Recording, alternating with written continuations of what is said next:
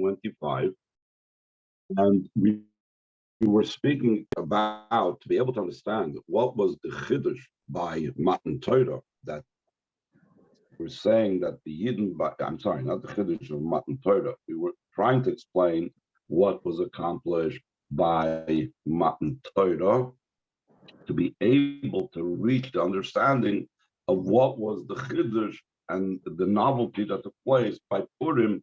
That by Purim it was a completion of what went on by Matan Torah. So to explain that, you have to explain first what was the chiddush by Matan Torah. The chiddush of Matan Torah, he said, is the idea that instead of the way the others fulfilled the Torah beforehand, that it didn't permeate the person down here, it didn't permeate the body, it didn't permeate the world. By Matan Torah, it permeated the world. But on the other hand, it was something that came from above. It was something that came because Kaf Aleim Har Kegigis, that Hashem surrounded them like a barrel. It was something that's a Sarusa Dola. It wasn't so because of the avoided down here below.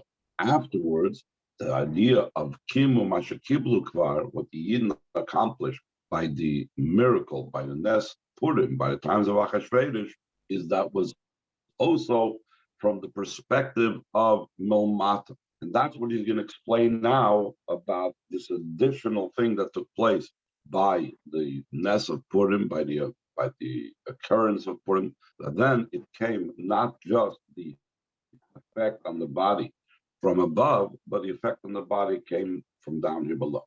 Again, Oz page 25, I'm sorry, page Yudalit, line 25. The idea behind this is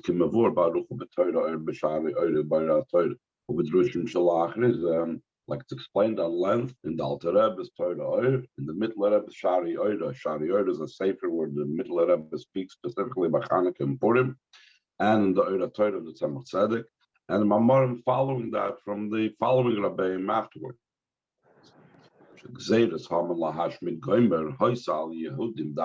The decree of Haman to destroy, etc., was only on those that are identified as Yehudim, those that are admitting and accepting Hashem.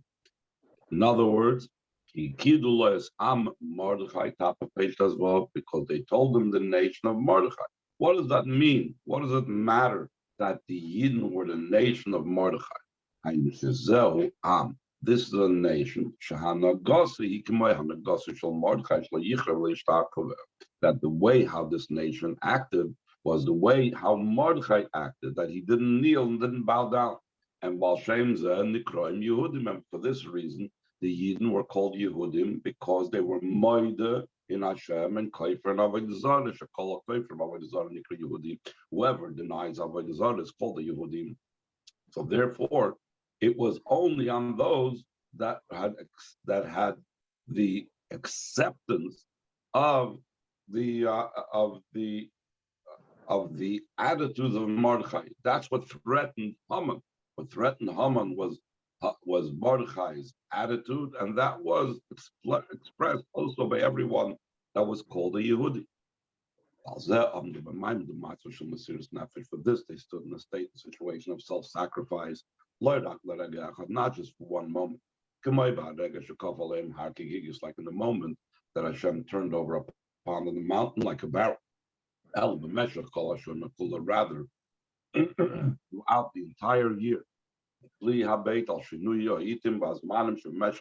regardless of the changes of times, that's throughout the entire year. Shana is from the word shinui, change, because the different times of the years, there's different weather, other different things. The same thing by a person, when he goes through a year, he goes through different changes. So it's one thing to have Mesiras Nefesh today, tomorrow, when I'm still in the same situation. But over an entire year, things change. And the fact that the Mesiras Nefesh was something that remained constant despite the changes of a year, that indicates how true and how to the core and how part of their very essence was this idea of Mesiras Nefesh. Then the Rebbe adds line 9. The Rebbe quotes the famous line of the Alter Rebbe in Torah Oyer, that it never arose upon their mind a foreign thought. Chas v'sholom. It was never a situation of they would think to themselves, maybe perhaps we should go ahead and stop being Yehudim. Because if they would stop being Yehudim, the Rebbe continues, because then the decree would have been nullified. Like we said before, what motivated Haman to kill out Chas v'sholom Am Mordechai was because Mordechai lo yichrav lo yishtachave. If the Yehudim would stop being Yehudim, meaning bowing down and kneeling before him would not be a problem, so then the decree against them would also cease. The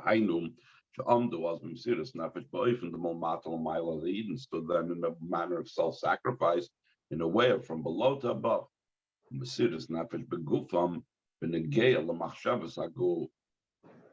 This was a sacrifice in their body concerning the physical body, the thoughts about the physical body, that they're willing to give up their body. In other words, it was down to earth. It wasn't like some type of spiritual type of Mesiras Nefesh that Chassidus talks about, a union of the soul with the Eibishter, literally the body.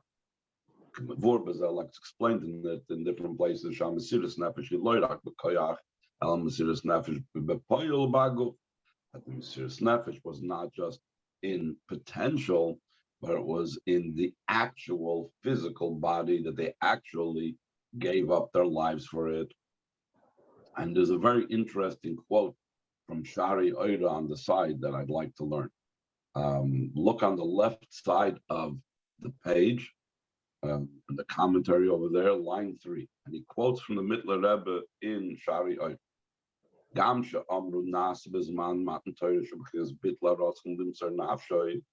Seemingly, what's the difference between the self-sacrifice the Mittler Rebbe wants to know of the time of Achashverosh versus the self-sacrifice of Matan Torah?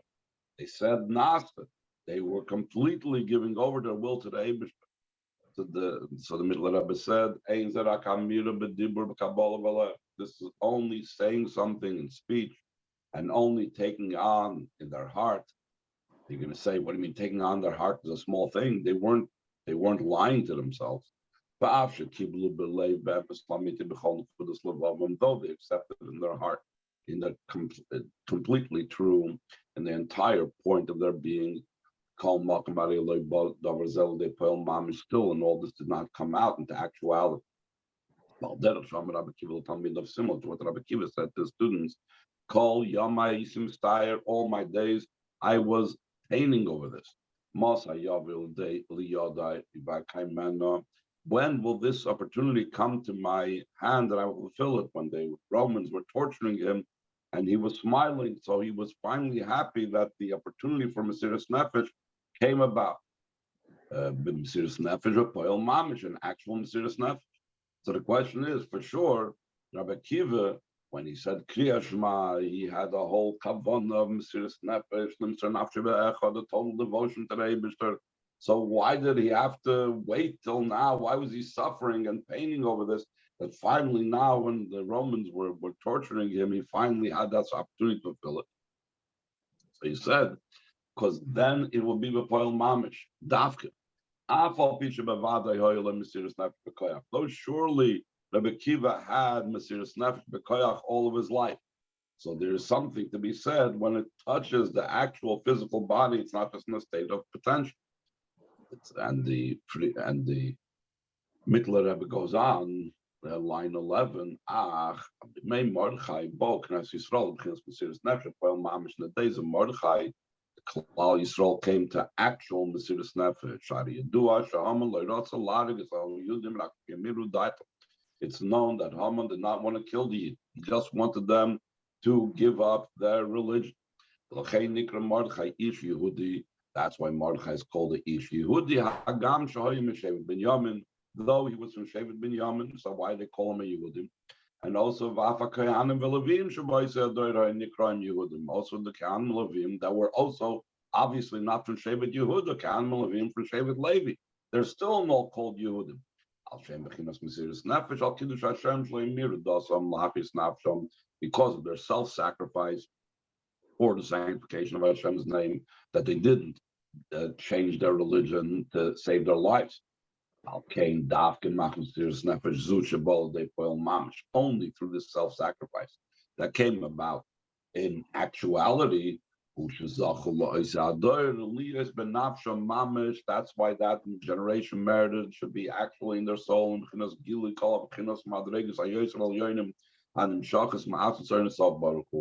that would be a revelation of that came down from the essence of the infinite light of the Eibishter. And that's what he concludes. That's what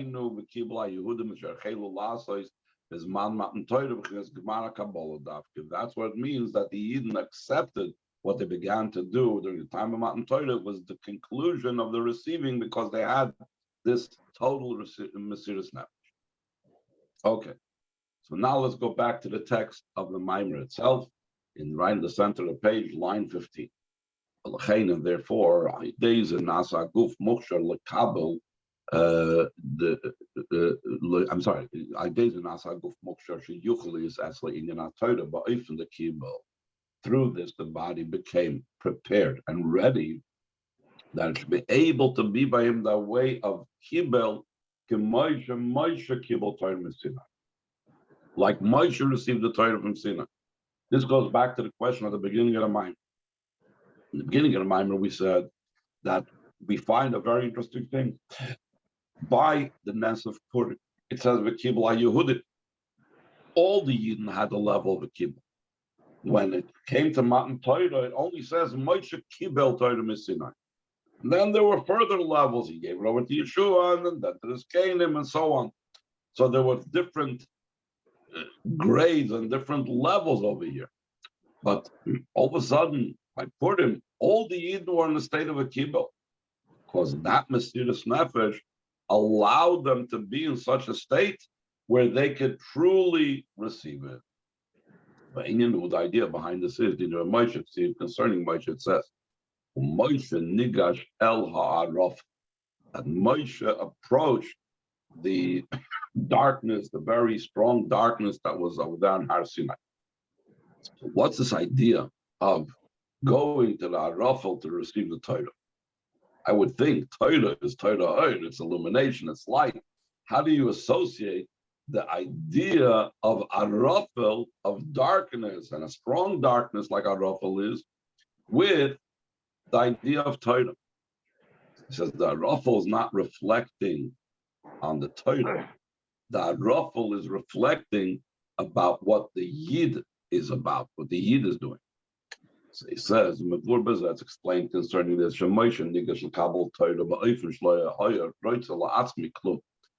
Moshe approached to receive the Torah in such a way that he did not want anything for himself.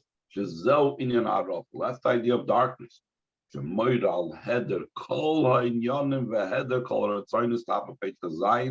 Arafel, darkness, indicates the lack of any other matters, any interest, any will, nothing of his own, no part of his self and his ego came into the process of receiving the Torah. He was an ultimate receptacle. His whole entire being was only one thing. It was completely focused on being a receptacle. And because he had that stage of Arafel, because he had that complete bittul, that's why he merited to be the one upon whom it says Moshe Kibel. Moshe Kibel Torah. Because Moshe was able to divest himself completely of all of his other interests, and all that he stood by was just to be a receptacle, therefore he was able to receive the Torah. The similar concept that Frierdiker Rebbe speaks about in Basel Lagani, that for a Talmud to really receive from his Rebbe, at the time at least that he's hearing from his Rebbe, he cannot have his own mind like trying to figure out and like compare and come up with new ideas. he needs to be completely focused on receiving. Obviously, this is in a much more powerful way. Moshe as well, entering Garofel meant he stood in such a status, such a status, such a state of completely nullifying his entire being. And that's why he was able to receive the Torah. Now getting back to the Nes of Purim. So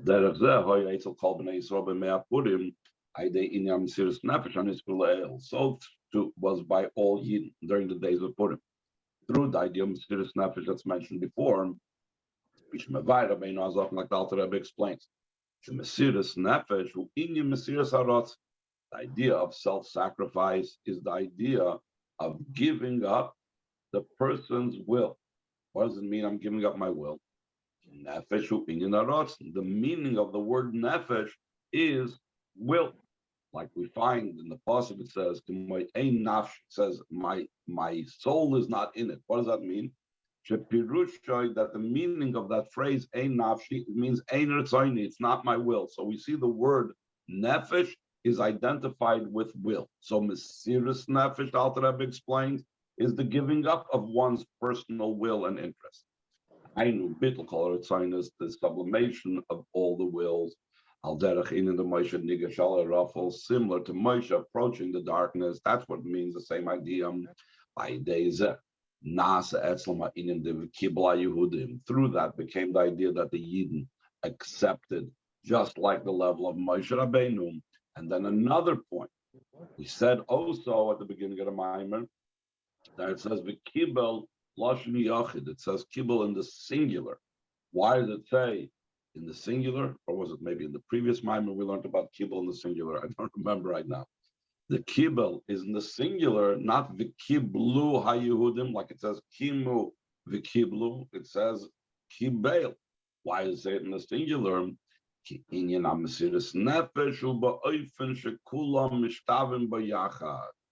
it comes to the avoid of Mesiras Nefesh, in Mesiras Nefesh, since it's about nullifying one's being, there are no distinctions between higher and lower. When it comes to different aspects of avodah, Torah learning, there are people that are great Talmid Chachamim, there are simple people, people learning Chumash Rashi, people learning the depth of the Torah, the secrets of the Torah. And avodah of davening, there's all types of differences when it comes to other service. Mesiras Nefesh, that's core, that's part of every Yid, and that's no difference. And the Mesiras Nefesh of a great person, Mesiras Nefesh of a Pashut, the person is all the same. And so to the idea of Kabbalah, that on all the Yidden it said, v'kibil, v'dugas Moshe kibel b'sh'Torah b'shas matan Torah, similar to what it says that Moshe received the Torah, the same thing was by all the Yidden, equally by the Nes of Purim. Yes. Any questions now?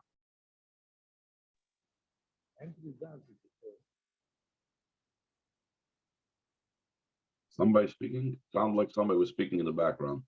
I'm trying. I think it's you, Dr. Ravner, but I can't really hear you. Okay. Let me try turning up the volume. Yeah, my volume is at the highest. Okay, sorry. You have a question or not? No, I want to make a comment.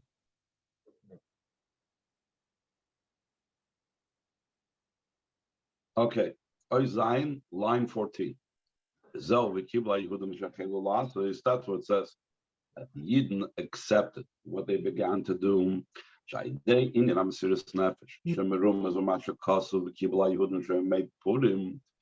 the self-sacrifice. And like we said before, the self-sacrifice of Purim was unique, that it was self-sacrifice, not like by Matan Torah, but self-sacrifice in the physical body. That is hinted in what it says, v'kibil Yehudim, Gomru lekabel mashis chilu b'matan Torah. They finished receiving what they began in Matan Torah. Since after Matan Torah, they began to do, because the process now finally started. Once Matan Torah was over, now the avodah b'koyach atzmoi, the Yidden started doing it step by step. In the days of Purim, it was the conclusion of the Hechelu Lasis that began on Matan Torah, which is Soif Ma'asav Machshavat Chilul, like it says, the end of the action is the first thing to go up in the thought. In a very simple sense, I would say this by Kabbalah Shabbos. What it means in the simple sense is that when a person plans something, even though till he reaches the fruition of the plan takes time. For example, he plans to build a house, but the first picture in his mind, the first thought in his mind is to have a full house with rooms, etc., to live in. But that's not the way it works. You build a house, you got to put it brick by brick, the stucco, whatever it is, step by step until you get there. So what's last in actuality, the full building, is the first thing in this thought. The same thing over here, when it comes to the action of the Yid, the actions of the Yidden, that they reached this stage was further down, further away from Matan Torah. Now the Rebbe is going to add another nuance to Soif Ma'asav Olam Machshavat Chilul. Not Ma'asav Olam Machshavat Chilul, but Soif Ma'asav. In the action itself, there's the end of the action. So there's the Hechelu Lasis, there's the beginning of the action that took place immediately with Matan Torah, and the conclusion of the action of the Eden was by Purim. Hainu, line 20, Yeshua Ma'asav Gufa, in action itself, is a Soifa Ma'asav, this the end and the conclusion of action. V'davke b'Soif Ma'asav Yeshua in Yeshua Aschala Machshava. Only in the end of the action, in the final step of the action, there's the idea, there's a concept that's the beginning and the highest level of the thought. What is that higher level? So now he's going to use Kabbalah terminology to identify that higher level that he's talking about. Line 23, Kabbalah, like explained concerning this in Kabbalah language. Yes, there's the Torah, the way it's in the level of Chachma. The Torah comes from the level of Chachma. Then there's higher in this. There's a Torah, the way it's from the perspective of Soiv Kalalmin, which is Mitzad Arich. There's the Torah, the way it's in the level of Arich Ampin, lower level of Keser, Mitzad Atik. And from the higher level, Pnimius HaKeser, Atik Yomin, the less smaller Bahayatika, and the level of Atik, there's no left, meaning there's no constriction, no symptom. Kishamu Inyana Achtus. Over there in the level of Atik, there's a level of the idea of unity. Uba Atik Gufa, Yeshna Inyan Reishad Loyas Yada, and Atik itself, there is the level of the head that is not known. It doesn't become that it's beyond being known. Shekosher Gam in Inyan Yemeya Purim, top of page Zayin, the idea of Reishad Loyas Yada, that level is connected also with the days of Purim. Because then the avoid of Purim is in a way that one does not know. What is the idea of the avoid of Purim in such a way that one does not know? So again, this has to do with Mesiras Nefesh.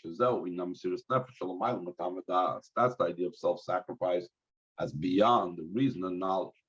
But add to such a degree, is it such a high level, the level of Purim, to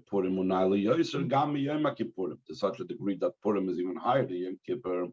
The final luchas were given. The final luchas are considered greater because they remain. The first luchas were broken. Moving mashis with the Kunei Zohar, like it's understood from where it's brought down to Kunei Zohar. Purim says that what's the meaning of the word Kippurim? Kippurim means it's like Purim. So when you compare A to B, you're saying A is like B, that means the main thing is B. That Purim is even higher than Yom Kippur. Rebbe continues on Lacher, and then after all this it says, V'kibil Yehudim Aleim Valzarim Goymer that the Yidden fulfilled and accepted upon them and not the children. In this pasuk, It's only the way it's written, like we said, it's written in the singular v'kibel, avla krihu v'kiblu lashon rabim. But the way it's read is that they received in the plural. We pointed this out before in the beginning of the Maimer, that it must have both things in this pasuk. In the pasuk v'kibel hiyehudim, it's only the kri and the ksiv is v'kibel, so it's only about the singular. Whereas in this pasuk it says kimu v'kiblu, it says both. It's written kibel, but it's pronounced v'kiblu. So that means that it has both aspects, both components, both the lashon yachid and the lashon rab. What does that mean? The Rebbe explains in line 11. The idea behind this is this avoid in a way of going in the way of beyond knowledge, the level of self-sacrifice, the level that's the highest level. Purim is only during the days of Purim. Similar to the self-sacrifice in actuality and in a revealed way, that was that. But following that avoida, we need a land. We need to bring this down. There has to be the avoida that is not the lo yada. It has to be according to rational thought and logic. But it doesn't mean we forgot completely about where we came from. It has to be recognizable that it's coming after the avoid of self-sacrifice that's beyond reason. Therefore, when the idea of Purim comes down upon their children, and similar to this by the person himself. By Yom and Shalach, Purim in the days following Purim. In every year, in every generation. So there's what I do on Purim. Purim, I reach a spiritual state of Adla Yada.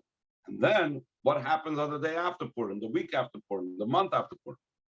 Then the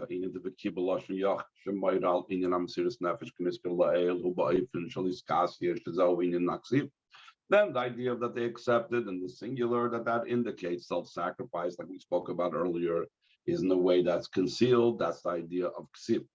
When something is written one way in the Torah and it's pronounced another way, the Alter Rebbe explains in Tanya that the written is something that's beyond comprehension. And that's why we substitute it with the way it's read. And also reading shows that it's more revealed. So the idea that it's written in the singular, meaning that it's a Mesiras Nefesh and so on, that remains concealed after Purim. But in a revealed way, it's in a way that they accepted in the plural. That's the idea that it's read, v'kiblu. The reading shows that's a reveal.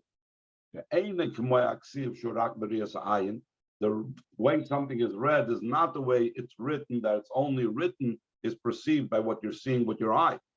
Reading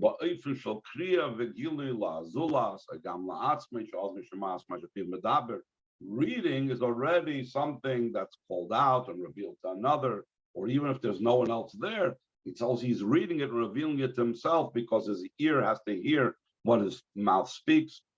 This is the manner of avoida throughout the entire year after Purim. The self-sacrifice that a person experiences a whole year round, is only internal. You said the avoida, and on this is based the avoida in a bounded way, in a limited way, by reason. The Rebbe concludes, line 5, and this also is in such a way that their memory of the days of Purim will not cease from their children. Like it's brought down the Medrash, I feel lost love even in the future, when all matters will cease, certain nevuahs will cease, other things will cease. These days of Purim will not cease. So too the Megillus Esther will not cease in regards to how other books of Nevi'im will cease. This is something everlasting to the end of all generations.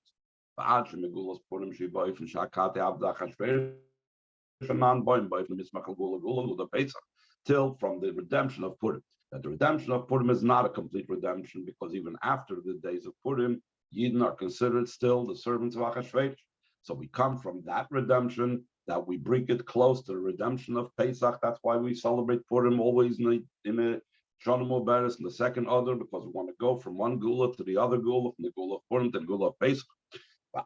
From that we come till the Gula Shalah Namrik Meitzes Chomeres Mitzrayim and the flows till the Gula Rabbadah says, like your days going out to the land of Mitzrayim, I will show you wonders. Then will be when Mashiach comes, that he will kiss us with the kisses of his mouth. The kiss of his mouth, Rashi says, it's talking about the secrets of the Torah. The study of the Torah Mashiach. We know that the teaching of Torah, the Mashiach will teach us, will be in a way of vision. That's the only way how it's possible for Mashiach to teach the entire nation at once, because instead of teaching it by mind and by speech, he will show it to them. All this is accomplished through our actions and service throughout the entire duration of Golos. But no, the Mesiras Nefesh, an approach of self-sacrifice. Well, Pratius, Yoiser, even more so hard is a Dafka, the Dardik to Mashiach, specifically in the generation of the heels of Mashiach. It's like it's explained in many places, where it says that Moshe was the most humble person from every person upon the face of the earth. It's especially so, his humility that he felt was in comparison to the generation of the heels of Mashiach. For this we are hoping and we are wishing ourselves, halavai, in holiness we should see you. Meaning, in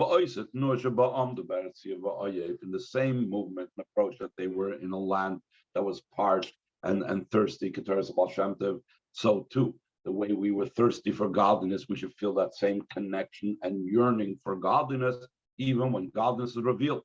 From this we come in such a way that we have our learning in our hands, to the study of Torah Mashiach, till the fulfillment of the promise. That the earth will be filled with the knowledge of Hashem, like the waters cover the